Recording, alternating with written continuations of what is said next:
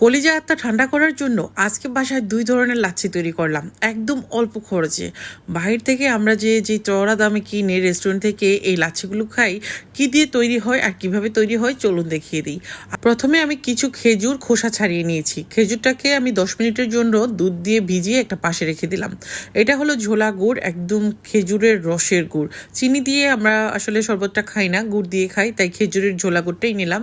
আর এখন আমি এখানে দিয়ে দিচ্ছি খেজুরগুলো যে ভিজিয়ে রেখেছিলাম দুধের মধ্যে সেটা। আর এটাকে দুধে ভিজিয়ে রাখার পর কিছুটা কিন্তু নরম হয়ে গেছে।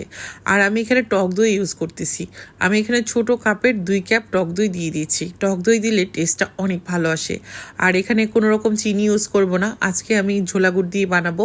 যেহেতু ঝোলা গুড়টা স্বাস্থ্যের জন্য অনেক বেশি উপকারী, আমাদের ঝোলা গুড় যদি কারো লাগে আপনারা কিন্তু নিতে পারবেন। এখানে আমি দিয়ে দিচ্ছি গুঁড়া দুধ। আমি গুঁড়া দুধটা দিয়ে দিলাম প্রায় 4 টেবিল চামচ পরিমাণ। আর গুড় দিয়ে দিচ্ছি, এটা যার যার টেস্ট অনুযায়ী। হ্যাঁ, মিষ্টি কে কতটা খেতে পছন্দ করেন, তো সেই অনুযায়ী আপনারা টেস্ট অনুযায়ী গুড়টা দিয়ে নেবেন। আর এখানে দিয়ে দিচ্ছি কিছু দুধ। আর দুধ আগে থেকে জাল করে রেখেছিলাম, এই দুধটা ঠান্ডাই আছে। আর এটা একদম ঠান্ডা দুধ দিয়ে বানালেই খেতে বেশি ভালো লাগে। আবার আপনারা বানিয়েও কিন্তু ফ্রিজে রেখে দিতে পারবেন। এখন কিন্তু ব্লেন্ড করে নিলাম। এই ছোট মিনি ব্লেন্ডারটা অনেক আপুরাই নিয়েছেন, অনেক আপুরা আবার নিতে চাচ্ছেন। যারা এখনও নেননি নিয়ে নেবেন, কারণ এটা কিন্তু অনেক কাজের। এর মধ্যে একসাথে হাফ কেজি মতো বানিয়ে নিতে পারবেন। এটা হলো 1800 ওয়াট, এটা ওসাকা জাপানি একটা ব্লেন্ডার, অনেক বেশি কার্যকরী। যারা এখনও নেননি আমি তাদেরকে বলবো এখনই নিয়ে নেন। রোজার মধ্যে জুস বানানো থেকে শুরু করে মাংসের কিমা, আদা রসুন পেস্ট সবই করতে পারবেন।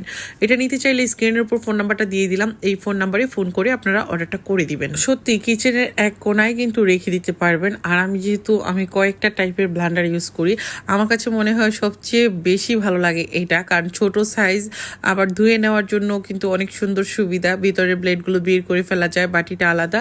আর মোটর যেহেতু উপরে থাকে তাই পানি যাওয়ার তো কোনো চান্সই নেই, তাই না?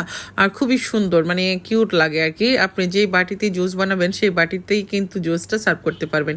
1800 ওয়াট লেখাই থাকবে, দেখে হয়তো বুঝতে পারছেন, তাই না?